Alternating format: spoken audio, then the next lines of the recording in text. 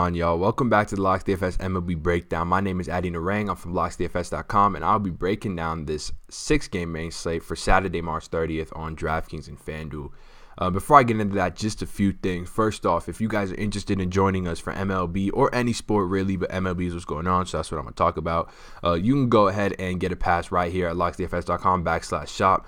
As I mentioned in our last video, new website will be up soon, so anyone who buys a pass on this website, you will be transferred into the new website. Don't worry about that. We'll take care of all that. But if you are interested, season pass, monthly pass, all access pass, all available for you to look at if you want to join. Next thing I want to talk about, if you guys want to follow me on Twitter real quick, you can do so right here at ReallyAddy. Promise I won't talk about my Twitter in every video either. Maybe just for about the first week. I got a lot of hockey followers, a lot of football followers, but not a lot of baseball followers. So if you are interested in baseball, would love for you to give me a follow here just so that we can, chop it up about baseball as the season goes on. It's a super long season, so would definitely be interested in having, that conversation, getting my followers up. So if y'all can help me with that, would most definitely appreciate it. And then lastly, if you guys make sure to like and comment on this video, you will be entered into winning our free season pass giveaway. We run the same giveaway every week where we like to give back to our most active viewers, most active watchers and members, and just give them a free season pass of their choice if they're liking and commenting. So we pick one person, one comment that really stood out to us, or someone that's been consistently liking the videos, and we pick them for a free season pass every Monday. So I'll go ahead and do that on the Monday version of this video, so make sure to like and comment to be entered into that. And with all that being said, let's just move on to why you guys clicked on the video, which is to talk about this main slate. So kind of how I break down these videos is just giving you guys a few of my favorite pitching options. Try to keep one in the high price range, one in the low price range, and then talk about just a few of my favorite spots and favorite bats on this slate. Very conversational, very free flowing video. So I hope you guys enjoy it. You guys actually left a bunch of comments with some real good ideas to add to this video. One that I'm going to be implementing at the end. It's like a home run call. I really like that. So I'll go ahead and be doing that in these videos as well. So starting at the top, we got Kenta Maeda. He's going to be my favorite high price pitching option on DraftKings and especially on FanDuel, where he's like not the highest price option. He's $700 cheaper than Eduardo Rodriguez, who's the highest price option. Really love this spot for him.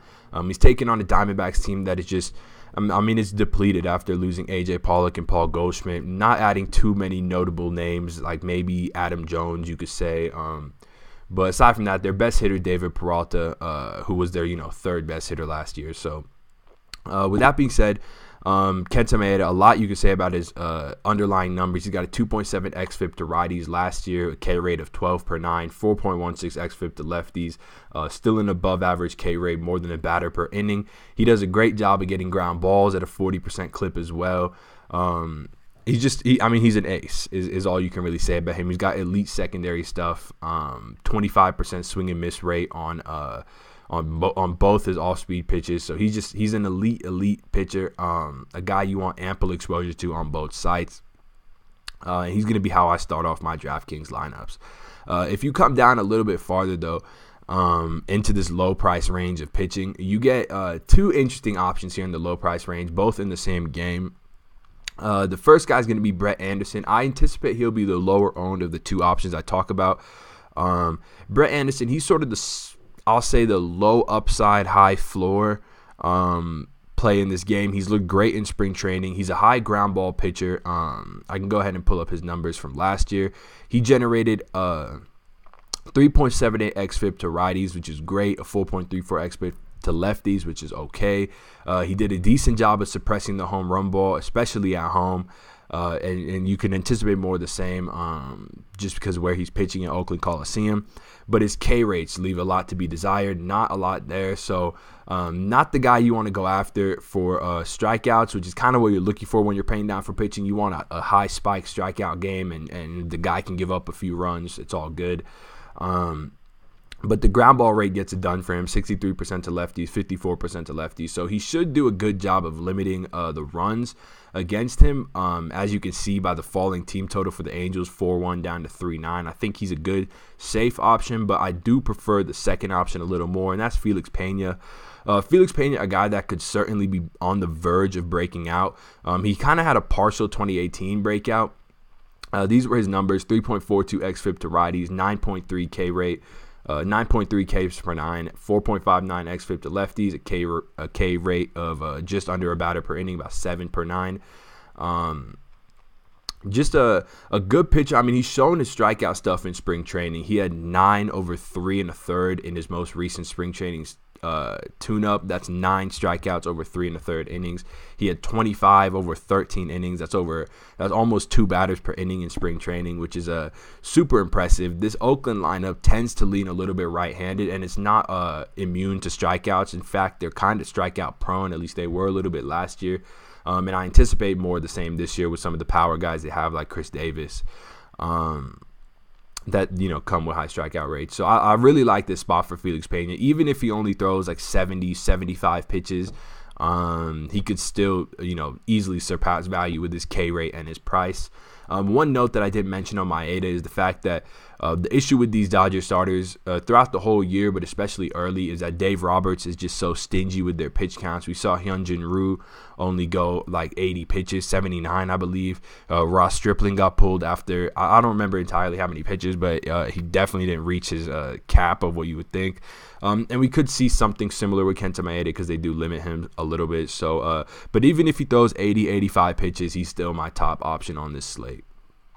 And now let's move on to hitters. So a couple spots I want to talk about. It's not ripe with great hit. This slate's not ripe with great hitting options, but a few spots worth going to. I think the first one I'm interested in is Milwaukee here at home versus St. Louis. St. Louis pitching Dakota Hudson. Don't know too much about Dakota Hudson, but in a limited sample size last year, and then it correlates with some of his minor league numbers as well. He does get hit worse by lefties. He had a 5.97 xFIP to lefties last year, a walk rate, and keep in mind this is only in 10 innings, so it's a very, very, very, very small sample size. But an increased walk rate to lefties, and he was giving up a decent amount of hard contact as well at around 40%.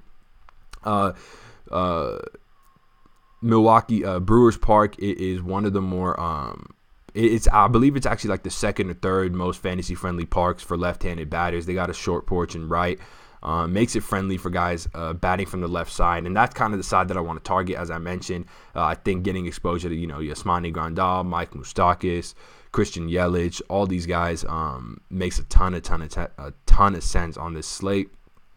The other spot I think you guys can head towards is this Chicago spot. They're going up against Edison Volquez, just an average pitcher by all means, but especially worse versus lefties. Bigger sample size for him last year, 46 innings pitched, and he had a very bad walk rate versus lefties, 7 batters per 9 innings. And he was giving up 5 points, and he had an xFIP, of 5.75, which is awful. That's to lefties, a hard contact rate of 41.3% to lefties. Just a guy that you would anticipate to get shelled. He had a fairly low home run rate, but that home run per fly ball ratio is probably due for some positive regression, or I should say negative regression for him, positive for us stacking against him. So we could certainly see a lot of these Cubs left-handed bats go in on this slate, and I'm not opposed to going to some of these right-handed bats as well, because it is just, like I said, the team totals are low on this slate. I mean, the highest is the Cubs at 5, and they've dropped from 5.5. The under is being hammered in this game. Only 27% of bets on the under, yet it's dropped the entire run. That's showing you that this 27% of the bets includes more money than this 73%. It's what you like to call reverse line movement, and in this case, it's quite stark. Milwaukee, 4.6, the second highest team total the third highest team total outside of Boston. A spot that I'm more looking to target on this slate. And then I do want to give you guys, because I just gave you guys some chalky high price stacks, I do want to give you guys a cheap GPP stack, and that's going to go ahead and be the Seattle team. So this Seattle team's been putting up they've been putting up some runs the past 2 games since the season started. Their lineup is actually one of the few that is actually out at the time of recording this, and I like it. I mean, they're all cheap, sub 4K. They lean right-handed at the top. All 3 of these guys, Mitch Haniger, Domingo Santana, Edwin Encarnacion, hit lefties well. Tim Beckham at a weak shortstop position hits lefties well. Ryan Healy, we remember him in Oakland hitting lefties. Tom Murphy, Colorado, better lefty hitter. And the real reason you're stacking them is because when you're stacking a team, you're really wanting 2 main things, and that's walks and strikeouts. Walks and strikeouts. Walks and home runs. I don't know why I said strikeouts. Walks and home runs, and that's something that Eduardo Rodriguez struggles with. He struggles with, when he does struggle, he struggles with his command. He walks a few too many people, and he is prone to the long ball at times. So this is a spot where I think you can go back to a hot team, or you can go to them with some one-offs, like a Tim Beckham one-off or a Domingo Santana one-off. I certainly think that's viable as well. So if you are interested in a cheaper sort of GPP stack, because that Seattle team is going to come in incredibly low owned in this matchup, more people are just going to flock to the Boston side of that, which makes a ton of sense versus Mike Leake. But for GPPs, really like getting some exposure to Seattle.